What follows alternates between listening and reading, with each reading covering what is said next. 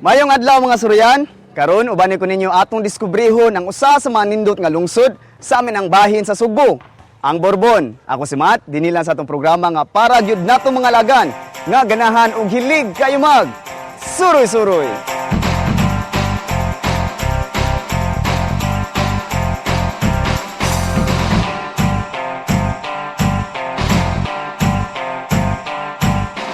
Kayaking, spelunking, snorkeling, sightseeing o guban pa, mao kini ang mga activities nga pwede nimong ma-experience dinhi sa lungsod sa Borbon. Mapagarbuhon may dako ug nalipay labaw sa tanan nga niduaw gyud mo diri sa among mamingaw, malinawon, but yet environment friendly nga lungsod. Mahinaot ko nga sa inyong network sa Sugbo TV makaimbitar usab kita mga dumuduong, mga turista, mga kaubanan nato nga mga sa atong lungsod. Mga duha lang ka oras nga biyahe gikan sa lalawigan sa Sugbo, maabot na nimo ang maong lungsod. Borbon prides itself for its natural beauty. Ug karon, atong tagsa-tagsaon pagbisita ang ilang mga tourist attractions. Ang lungsod sa Borbon mapasigarbuhon sa ilang heritage sites. Susama aning Old Stone Wall. Mao kini ang San Sebastian Old Stone Wall. Niadtong unang panahon, ang mga missionaries gikan sa Espanya naghimo og usa ka stone wall isip taguanan batok sa mga pirata ug tulisan.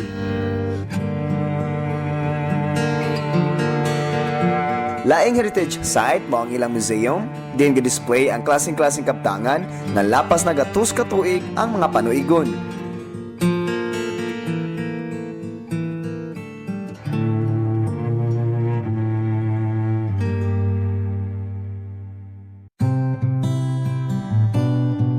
Dinhi sa ilang poblasyon ay ang ilang sentro sa katolikong pagtuo, ang San Sebastian Martyr Church.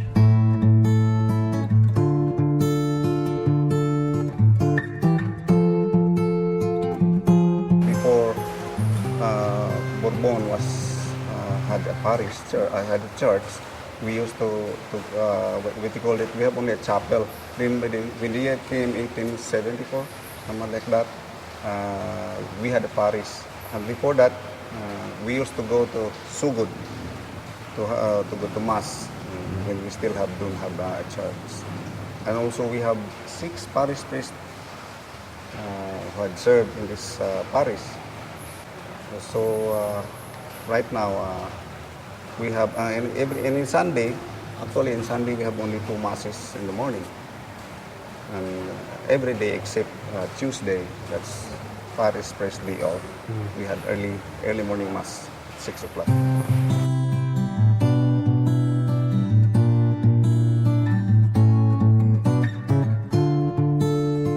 Gawas ni Ana, ubos sa simbahan, nahimutang sa abang ilang munisipyo.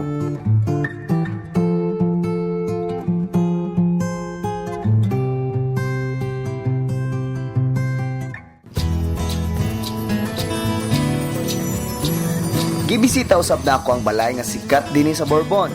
Tungod sa iyang pagka-historical o bisan pa man kini karaan na kaayo, nagpabilin gyapon kining lig-on.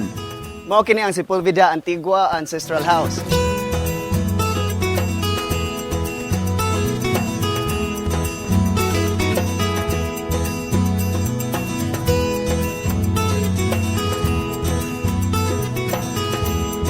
Nakita karon dinhi sulod sa Sepulveda Antigua Ancestral House ug dinhi sa sulod makita nato daghan nga mga antiques. Tara. Side tour ta mo. Tara ni. Panahon pa ni sa mga Amerikano.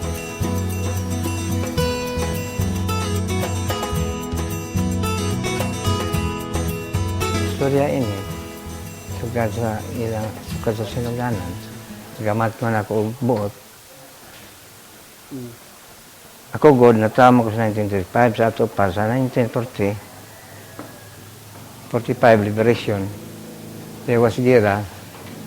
May edad akong 10 anyos. Hantod karon. 10 anyos pag kaliwas sa gera. Muna nga pagkamat ko na ako Di na ni Malaya. Niya, ang nagpuyo ini dire, ang katubang doon gabino si Pulbida. Sila Nga ilarga pong parente. Niya, madugay, pila ka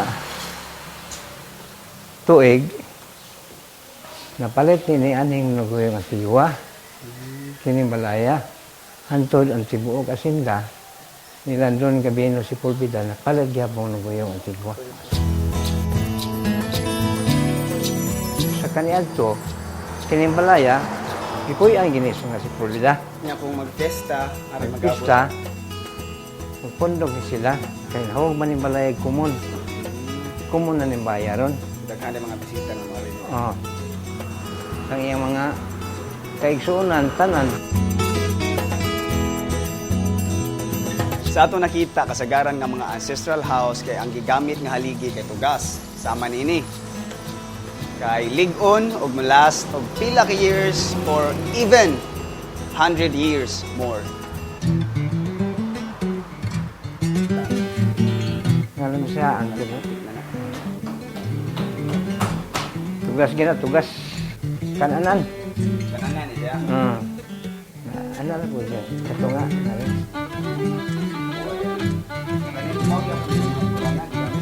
Kini.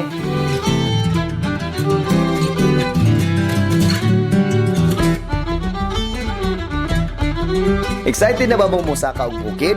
Mo explore og caves? Kanang tanan sa atong pagbalik.